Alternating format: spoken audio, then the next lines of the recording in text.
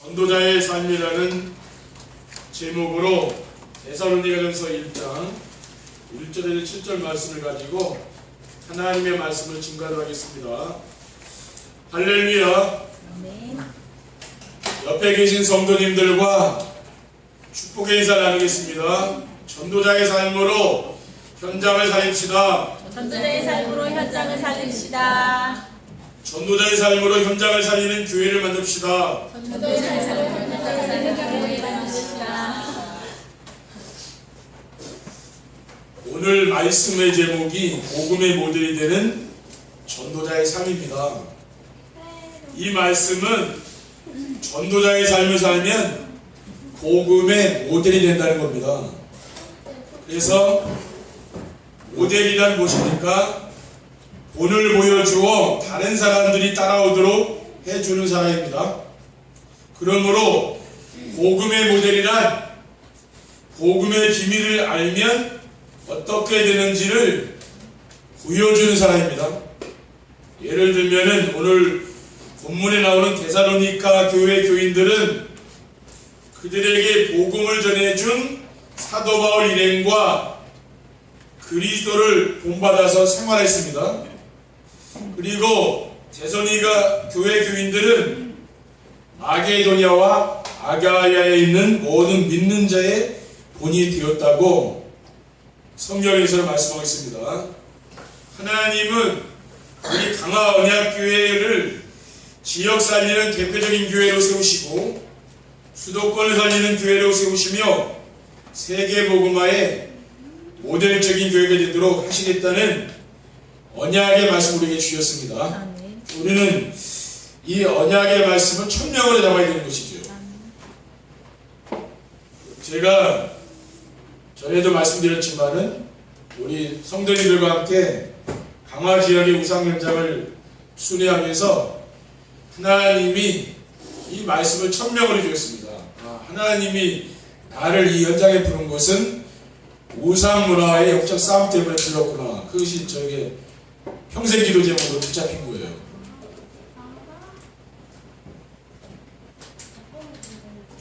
그리고 이 시대의 전도자의 삶이라는 말씀으로 우리를 하나님은 인도하고 계십니다. 전도자의 삶이 뭡니까? 강단의 말씀을 따라가게 되면 어떤 일이 일어나냐면 전도가 되어지고 제자가 세워지는 축복을 누린다고 말이에요. 이게 전도자의 삶이에요. 이제는 우리가 시간표가 된 거죠. 어떤 시간표가 왔습니까? 하나님 우리에게 복음의 모델이 되도록 해주시겠다고 말입니다. 그 언약의 말씀을 저는 이제 붙잡게 되었어요. 그래서 오늘도 우리 성도님들이 복음의 모델이 되는 귀한 응답을 누리시기를 주님의 이름으로 축원드립니다. 첫 번째, 복음의 모델이란 어떤 것입니까? 복음의 모델은 그리스도의 향기가 있는 것입니다. 고린도서 2장 15절에 보면 우리는 구원받은 자들에게나 망하는 자들에게나 하나님 앞에서 그리스도의 향기라 했어요. 향기가 뭡니까? 향기는 눈에 보이지 않고 소리가 나지 않습니다. 그리고 향기는 사람들의 기분을 상쾌하게 해주잖아요. 또 복음의 향기는 무엇입니까? 사람들을 모이게 합니다. 우리가 악취나는 데는 다 도망가잖아요. 그렇죠? 그런데 향기는 뭐예요? 사람들의 발걸음을 머물게 하는 거죠. 어디서 이렇게 향기가 날까 하고. 저는 향기 중에서 라일락 꽃 향기를 좋아하는데 라일락은 봄에 펴서 그 향기가 진해서 향기에 진동하잖아요.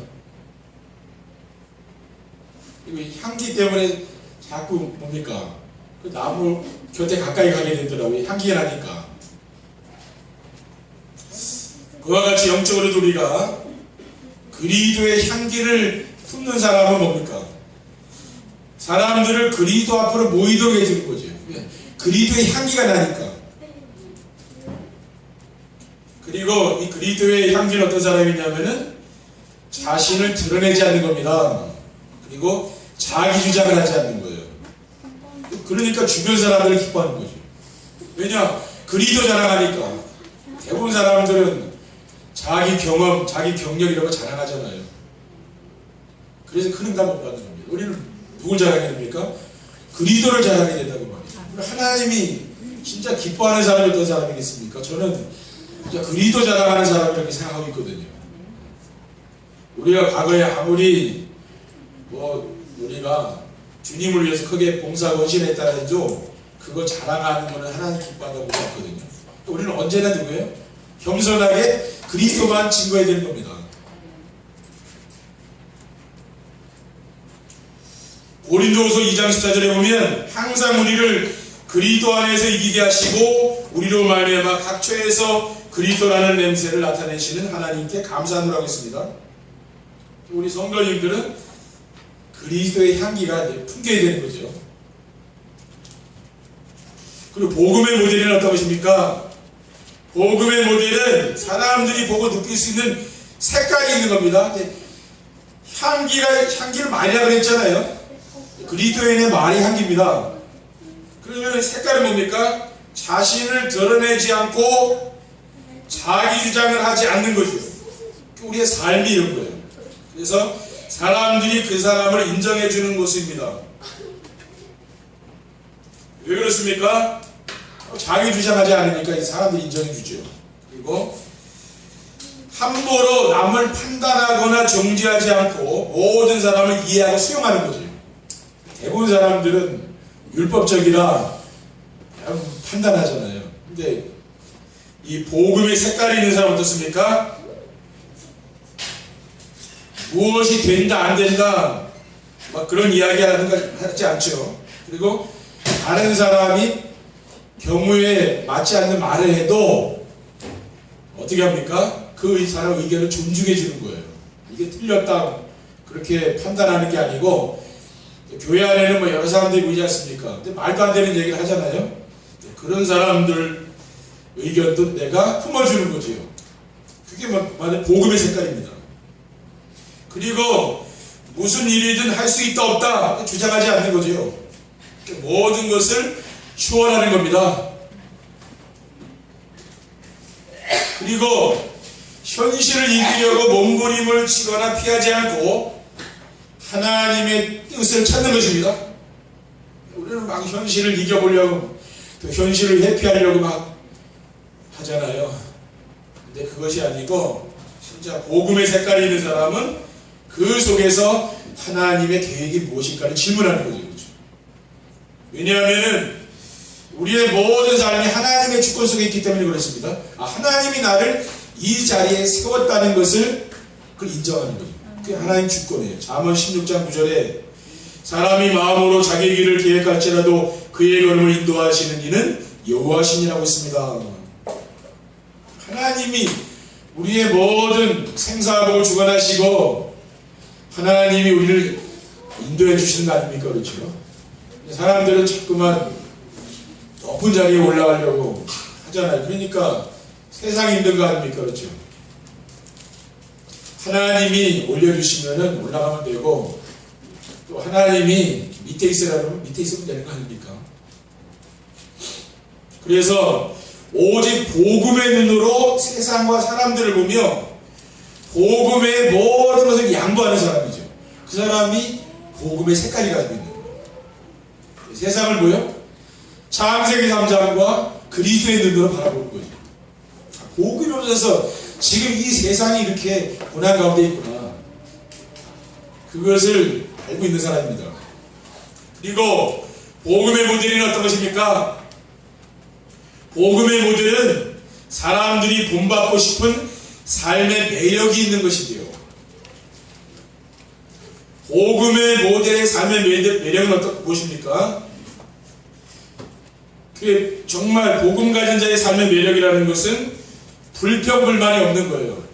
대부분 사람들은 불평불만 있죠. 또 원망하잖아요. 사람 원망하고.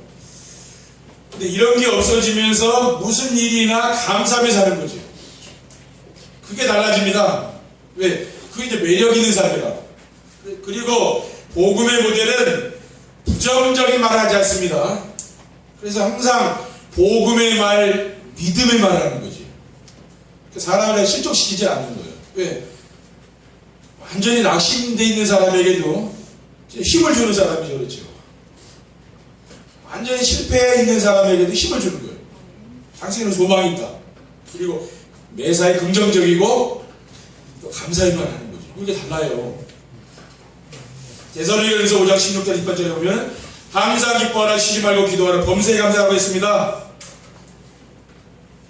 그리고 복음의 모델은 어떤 사람입니까? 어떤 어려운 상황에도 낙심하거나 소망을 잃지 않는 거죠. 정말 내가 좌절할 수도 있는데도 말하자면 그게 없는 거예요. 그렇죠? 저 정도 되면 좌절해야 될 텐데 그렇지 않는 거예요. 그 왜 그렇습니까?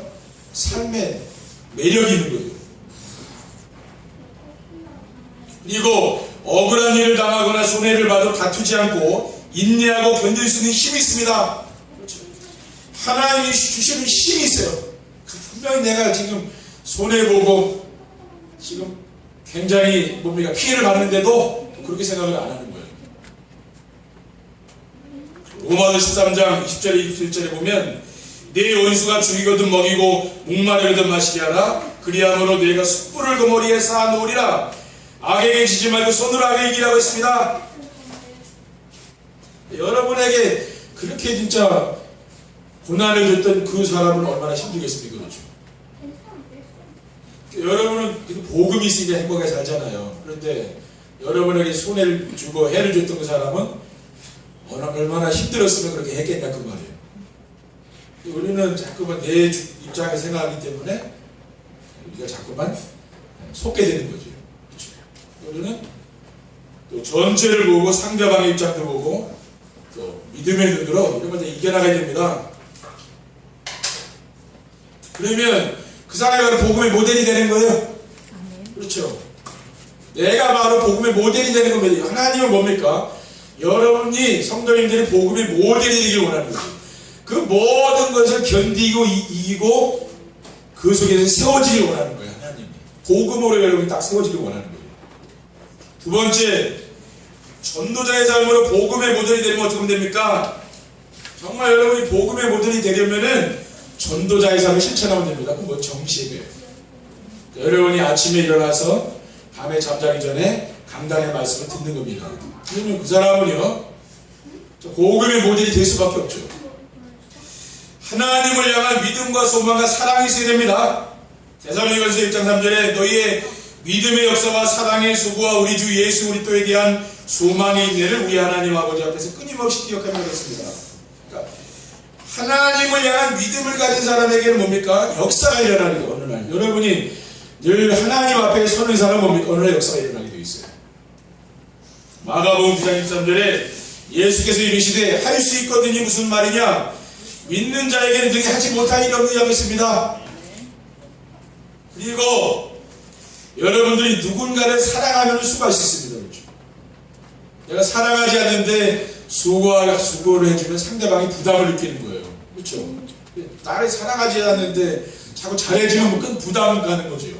그럼 뭐 동기가 있는 거 아니에요. 근데 정말 사랑하는 사람에게 뭡니까?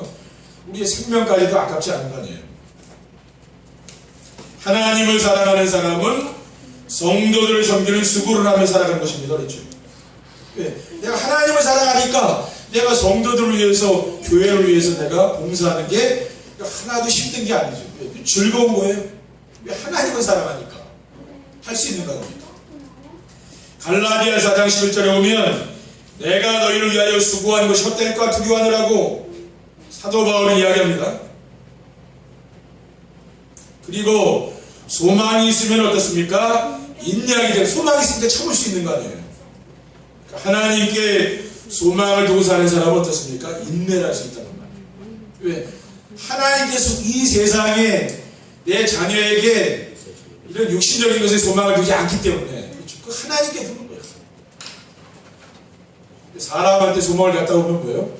사람은 배신도 하고 상처 주잖아요. 그렇죠? 자녀가 잘하지만 어떤 때 못할 때도 있잖아요. 거기에 소망을 두지 말라는 게 뭐예요? 하나님께 소망을 두라고 말입니다. 로마서 5장 2절에 4절에 보면 또한 그로 말미암아 우리가 믿음으로 서 있는 이 은혜에 들어감을 얻었으며 하나님의 영광을 바라보고 즐거워하느니라. 다만 이뿐 아니라 우리가 환난 중에도 즐거워하나니 이는 환난은 인내를, 인내는 연단을, 연단은 소망을 이루는 줄 알미로다. 여러분에게 환난이 온 것 같지만 그건 하나님이 인내하는 시간이거든요. 그러니까 내가 인내는 뭡니까? 인내하다 보면 연단이 되는 거예요. 그러니까 좋은 철은 어떻게 됩니까? 연단이 돼, 불로 연단이 돼 좋은 철이 되는 거 아니에요. 그렇죠? 근데 연단이 안 되면 쓸 수가 없는 거예요. 하나님이 왜 여러분 연단을 주느냐 그 이유가 있어요. 연단을 주는 이유는 소망을 갖도록 하라는 거예요. 그렇죠? 여러분을 절망시키는 게 아니고 소망을 갖도록 하려고. 왜? 하나님께 소망을 주도록 만드는 거예요. 왜? 사람한테 자꾸 소망 주지 말라고 거예요. 하나님의 이유가 있는 겁니다. 그리고 전도자의 삶으로 복음의 모델이 되려면 어떻게 하면 됩니까? 복음에 대한 능력과 성령과 큰 확신이 있어야 됩니다. 데살로니가서 1장 5절에 보면 이는 우리 복음이 너에게 말로만 있는 것이 아니라 또한 능력과 성령과 큰 확신으로 된 것이라고 했습니다. 그러니까 복음은 뭐죠? 모든 믿는 자에게 구원을 주시는 하나님의 능력이 바로 복음이에요. 그렇죠? 로마서 1장 16절에 보면 내가 복음을 부끄러워하지 아니하노니 이 복음을 모든 믿는 자에게 구원을 주시는 하나님의 능력이 되라고 했습니다. 뭐가 능력이라고? 복음이 능력이라고 했어요.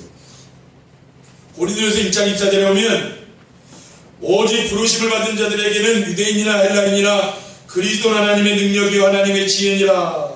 그러니까 사도 바울은 오직 그리스도가 하나님의 능력이고 하나님의 지혜라고 했어요. 우리는 자꾸 무능하다고 생각하잖아요. 그게 가장 좋은 기회입니다. 왜? 오직 그리스도를 붙잡을 수 있는 기회예요. 왜? 그게 하나님의 능력이기 때문에. 자, 여러분 내 능력을 안 되지 않습니까? 그렇기 때문에 하나님의 능력이 우리에게 필요한 거 아닙니까?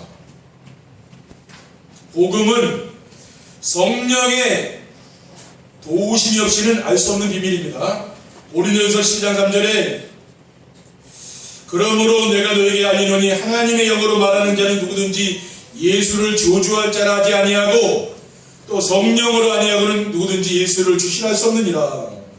우리가 복음의 비밀을 내가 깨닫고 누릴 수 있는 것은 내 힘으로 되는 게 아니야. 그럼 내가 어떻게 이 복음을 누리고 아직까지 살았을까? 그건 뭐예요? 성령의 은혜, 이게 하나님의 은혜입니다. 그렇죠? 하나님의 은혜를 주셔서 우리가 이 자리에 와 있는 것이지 내가 열심히 하다 보니까 와 있는 게 아니라 그 말이에요. 우리 인생도 마찬가지 아닙니까? 하나님의 은혜를 주셔서 내가 이만큼 살고 있는 것이지 내가 노력해서 사는 게 아니라 그 말이거든요. 복음 안에는 인생에 필요한 모든 것이 다 있습니다. 사도 바울은 그리스도 안에 모든 지식, 지혜가 다 있다고 했어요. 이 그리스도 안에 모든 게 필요한 모든 게 다 있다는 말이죠. 여러분 그래서 정말 복음 안에서 이 하나님 주시는 그 확신을 가지고 사시기 바랍니다. 그 확신이 있어야 돼요. 대부분 사람들이 확신이 없으니까 흔들리잖아요. 근데 여러분은 정말 하나님이 주신 그 성령 안에서 주신 그 큰 확신을 가지고 사시기 바랍니다. 기도하시면은 큰 믿음이 오죠. 그리고 전도자의 삶으로 복음의 모델이 되려면 어떻게 하면 됩니까? 여러분 다 복음의 모델이 되길 원하시잖아요. 그렇죠? 다 복음을 위해 살기 원하고 여러분 로마서 16장의 인물들과 같이 다 응답받아서 이 모델적인 삶을 살기 원하잖아요. 그렇게 해서 어떻게 하면 됩니까? 복음으로 자기 인생을 정리하고 살아야 됩니다. 근데 대부분 사람들이 자기 인생 정리를 안 하는 거예요. 그냥 내버려 두는 거죠. 그래서 과거의 상처들 까르기 있잖아요. 이걸 내버려 두고 사니까 그게 골마 터지니까 병이 되는 거 아닙니까? 그러니까 여러분이 복음으로 인생을 정리하게 되면은 과거의 상처가 감사로 바뀌는 거예요. 그런데 대부분 사람들이 이제 상처를 가지고 안고 살잖아요. 그러니까 막 인생 살기 힘든 거죠. 고슴도치도 우리가 아무리 사랑스럽다고 고슴도치 끼워하면 더 아프잖아요. 그렇죠? 왜? 가시 찔리니까 상처가 있어서 찔리는 거예요. 아픈 거예요. 왜냐? 그리스도로 인생을 정리하지 않았기 때문에 상처가 남아있는 거죠. 여러분이 요셉과 같이 또 다윗과 같이 이 사람들도 엄청 고난당한 사람 아닙니까? 또 사무엘과 같이 어릴 때부터 뭐 집 나가 살았잖아요. 그럼 얼마나 상처가 되겠어요. 근데 그런 게 없는 거예요. 왜 그렇습니까? 복음으로 자기 인생이 정리된 거예요. 우리는 뭡니까? 인생 정리하라고 뭐 그 보면 내가 정말 그리스도를 만나기 전에 나의 영적 상태 있죠? 그것을 정리를 해보고 내가 어떻게 그리스도를 만났는지 나의 배경을 보고 또 그리스도를 만난 이후에 나의 변화된 삶이 있잖아요. 그것을 기록을 해라고 말이에요. A4 용지 한 장을 딱 정리하시라니까요. 근데 갖고 오세요. 제가 봐드릴게요. 아, 인생 정리 이렇게 됐구나. 그러면 진짜 뭐가 깨달아지냐면은 내가 그리스도를 언제 만났다는 게 딱 나와요. 내가 그리스도를 만나서 그때 이후에 내 삶이 어떻게 내가 예배 중심으로 살아온다는 게 발견되는 거죠. 그겁니다.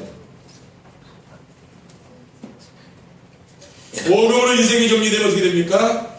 과거의 상처가 치유되기 때문에 현재의 문제는 미래에 발판이 되는 거예요. 왜? 과거가 정리가 되니까 뭡니까? 현재 문제는 문제가 안 되는 거예요. 미래의 발판입니다. 로마서 8장 28절에 우리가 알거니와 하나님을 사랑하는 자 곧 그의 뜻대로 부르심을 입은 자들에게는 모든 것이 합력하여 선을 이룬다. 지금 나에게 고난이 오고 어려운 것 같지만 그게 아니라는 거. 그건 뭐예요? 하나님이 앞으로 미래의 걸 발판 삼으려고, 그렇죠? 이런 고난이 있어야 뭡니까? 앞으로 거기에 응답 그릇이 되는 거예요. 왜? 하나님 여러분 그릇 준비하고 있는 거 아닙니까? 지금 더 큰 응답 주시려고. 여러분이 그릇이 작으면 뭐예요? 큰 응답 못 받습니다. 그렇죠? 물고기 되면 큰 물고기를 바다에 사는 거예요. 작은 데는 안 살아요. 큰 물고기 잡으려면 어디에 큰 바다가 있는 거예요. 그렇죠? 여러분 뭡니까? 여러분 인생도 마찬가지예요. 때로는 내 인생에 고난이 오는 것 같지만 그게 나의 그릇 준비하는 거예요. 왜? 앞으로 하나님 주시는 응답이 큰데 그 작은 그릇에 못 담는다는 거예요. 그러니까 뭐예요? 고난이라는 걸 준 거예요. 그러니까 욥은 뭡니까? 고난이 왔는데 갑자기 응답 받았잖아요. 그렇죠? 하나님이 욥의 인생을 연단한 거 아니에요. 왜? 더 큰 걸 준비하고. 그러니까 여러분 때로는 여러분 인생에 고난이 오는 것 같지만 하나님은 앞으로 큰 그릇을 지금 준비하는 것을 믿으시 바랍니다. 이게 안 믿어지면 낙심되잖아요, 자꾸만. 딴 사람은 안 그러는데 왜 나에게만 그러냐고. 그건 불신앙입니다, 그렇죠? 그리고 복음으로 인생을 정리하면은 미래에 대한 걱정 대신에 주님의 재림에 대한 소망이 생기게 되는 겁니다. 데살로니가전서 2장 19절 20절에 보면 우리의 소망이나 기쁨이나 자랑의 면류관이 무엇이냐? 그가 강림하실 때 우리 주 예수 앞에 너희가 아니냐? 너희는 우리의 영광의 기쁨이니라. 사도 바울은 데살로니가 교회 성도들에게 이 말씀을 주고 있습니다. 나의 소망, 나의 기쁨, 나의 자랑의 면류관이 바로 너희들이다 그 말이에요. 이건 뭡니까? 천국에서 받은 그 면류관, 그것을 소망하며 살았다는 말이죠. 여기 성도의 소명은 뭡니까? 이 땅에 있는 게 아닙니다. 사람에게 소망을 두면 안 돼요. 영원한 하나님께 내 소망을 두고 그 하나님의 나라에 여러분 영원한 소망을 두고 사시기 바랍니다. 그러면 낙심할 이유가 없다니까요. 왜냐? 그 모든 과정이에요. 과정. 세 번째 결론입니다. 전도자의 삶으로 복음의 모델이 되면 어떻게 됩니까? 여러분이 정말 이제 복음의 모델이 되면은 어떤 일을 하느냐? 언제든지 살아남을 수 있게 되는 거예요. 복음의 모델은 우리가 되고 싶다고 되는 것이 아닙니다. 하나님이 택하시고 부름받은 사람만이 될 수 있는 거예요. 이사야 43장 1절에 야곱아 너를 창조하신 여호와께서 지금 말씀하시느니라. 이스라엘의 너를 지으시니가 말씀하시느니라. 너는 두려워하지 말라. 내가 너를 구속하였고 내가 너를 지명하여 불렀나니 너는 내 것이라고 했어요. 그렇죠? 여러분 어떤 일을 만나든지 낙심하지 말기 바랍니다. 왜냐? 하나님이 너를 내 것이라고 불렀잖아요. 하나님이 우리를 이 시대 살릴 전도자요 복음의 모델을 부르신 것을 믿으시기 바랍니다. 그리고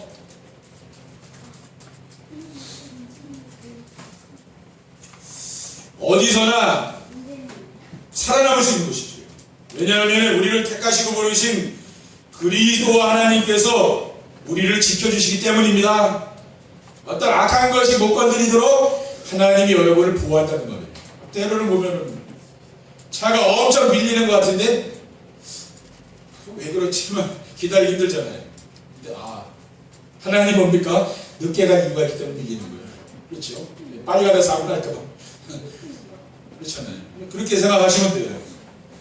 요한복음 10장 28절에서 20절에 보면 내가 그들에게 영생을 주노니 영원히 멸망하지 아니할 것이요 또 그들을 내 손에서 빼앗을 자가 없느니라. 그들이 주신 내 아버지는 만물보다 크심에 아무도 아버지 손에서 빼앗을 수 없느니라.